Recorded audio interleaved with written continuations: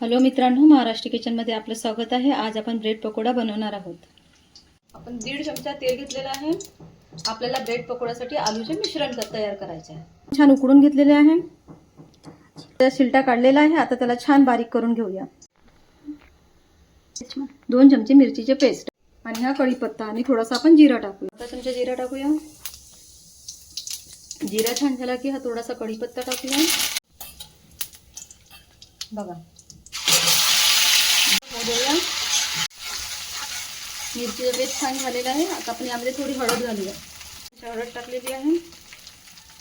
अर्धा चमचा धनिया पावडर टाकलेला आहे आणि छान मिक्स करून घेऊया।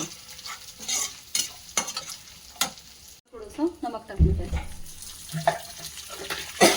आणि मग हे आपले आलू आपण मिक्स करून घेऊया। बघा, हे झालं आपलं ब्रेड पकोड्यासाठी। आता आपलं ब्रेड पकोड्याचे आलूचे मिश्रण तयार झालेलं आहे। बघा, पकोड्याची चटणीसाठी आपण मिरची घेतलेली आहे, कढीपत्ता घेतलेला आहे, जिरा घेतलेला आहे आणि धनिया घेतला आहे, म्हणजे सांबार घेतलेला आहे। थोडं थोडं सर्व खट्टा दही टाकलेला आहे आपण थोडासा, 1 वाटी, आणखी 1 चम्मच साखर टाकलेली आहे। आता मिरची, सांबार, कढीपत्त्याचा पेस्ट टाकूया।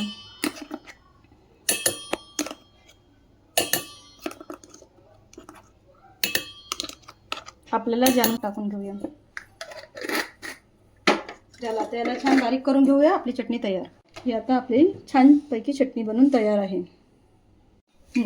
हे बेसन घेतलेलं आहे आपण 2 वाटी आणि यामध्ये थोडासा बेकिंग सोडा टाकूया आणि मग त्याला छान भिजवूया। हे बघा, थोडंसं आपण अजवाईन टाकलेलं आहे, म्हणजे ओवा। छान मिक्स करून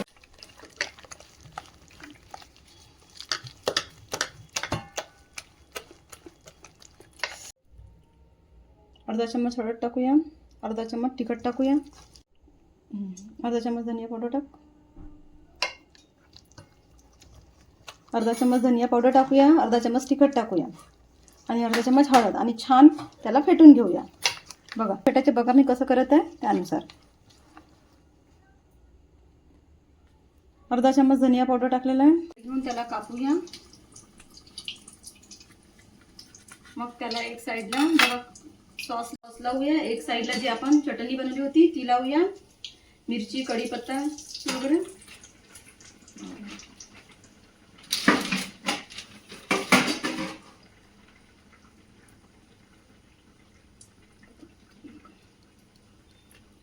आपण आलूचे मिश्रण केलेलं होतं ते लावूया।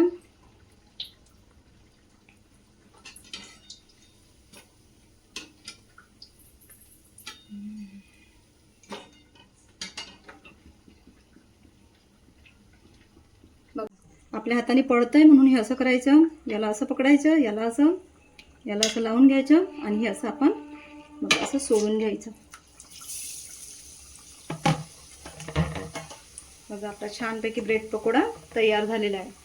जस्ट ब्रेड पकोडे बनवून तयार झालेले आहेत। व्हिडिओ आवडला असेल तर लाईक आणि सबस्क्राईब करा। बघा किती